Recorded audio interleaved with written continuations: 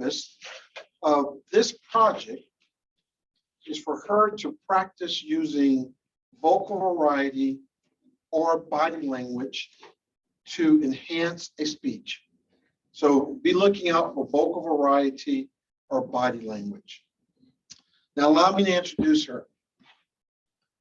Toastmasters made and makes Astronomia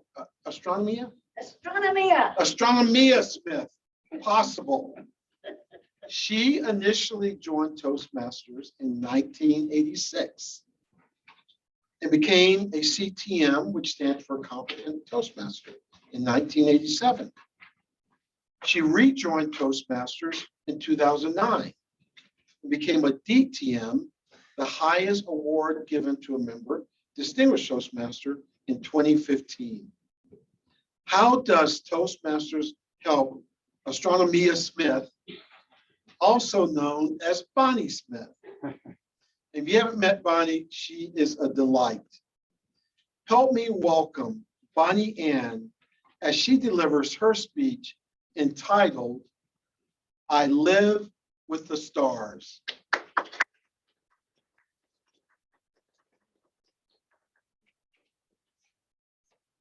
I ardently love living in space among the stars.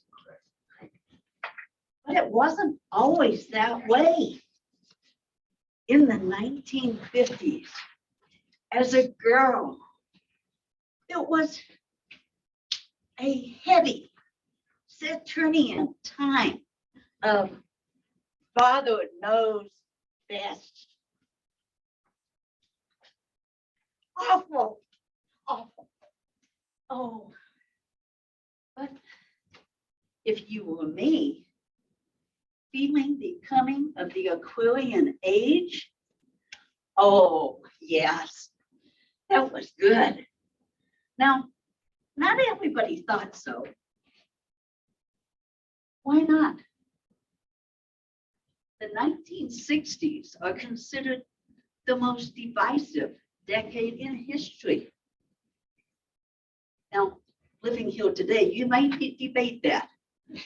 But back then, it was indeed war, revolution, and love. Oh, love? Now, Aquarian age, peace will fill the planet? Well, maybe it didn't. But according to our parents, love was definitely too much to be seen. So that was a long ago, before I ever joined Toastmasters, when I had been taught, this is how you give a speech. Give it quickly.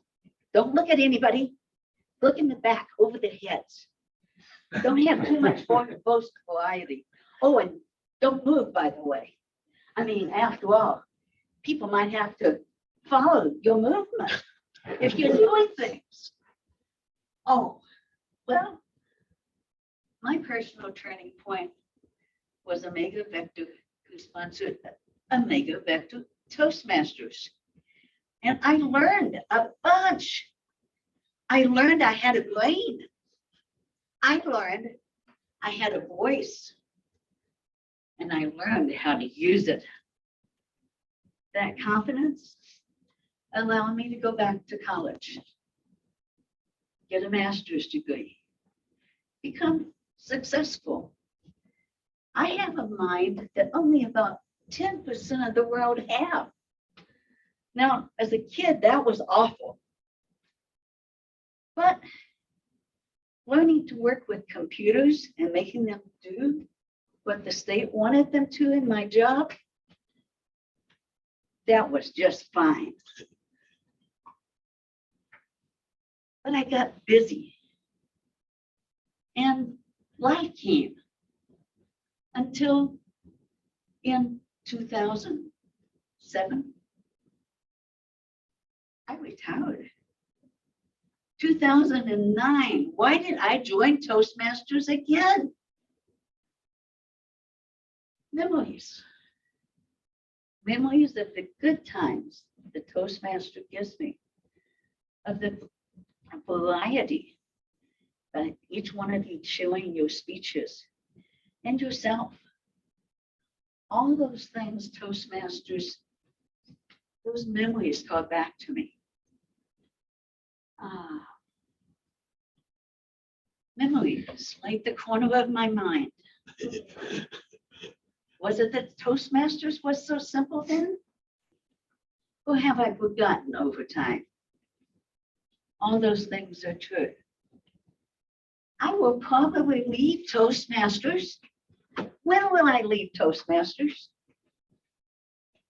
I'll leave Toastmasters when I want to quit going, when I want to quit being more of myself.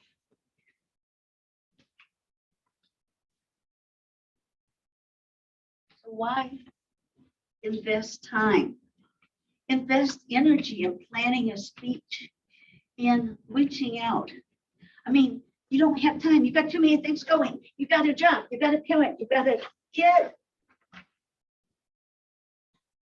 But do you have yourself? Do you have a life? Are you worth investing in? I believe each one of us are. I was suicidal most of my life before Toastmasters, before Buddhism, before many things. I'm both Christian and Buddhist. Someday I'll tell you about that, but not today. So why?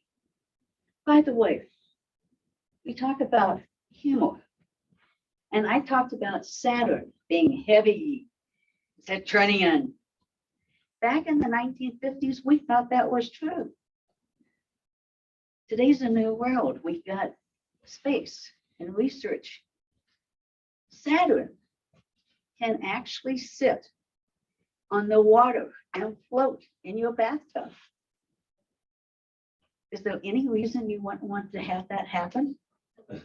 Visualize for a moment. Saturn floating out of the bathtub. Then visualize trying to clean up the rain around your bathtub. Now let those masters.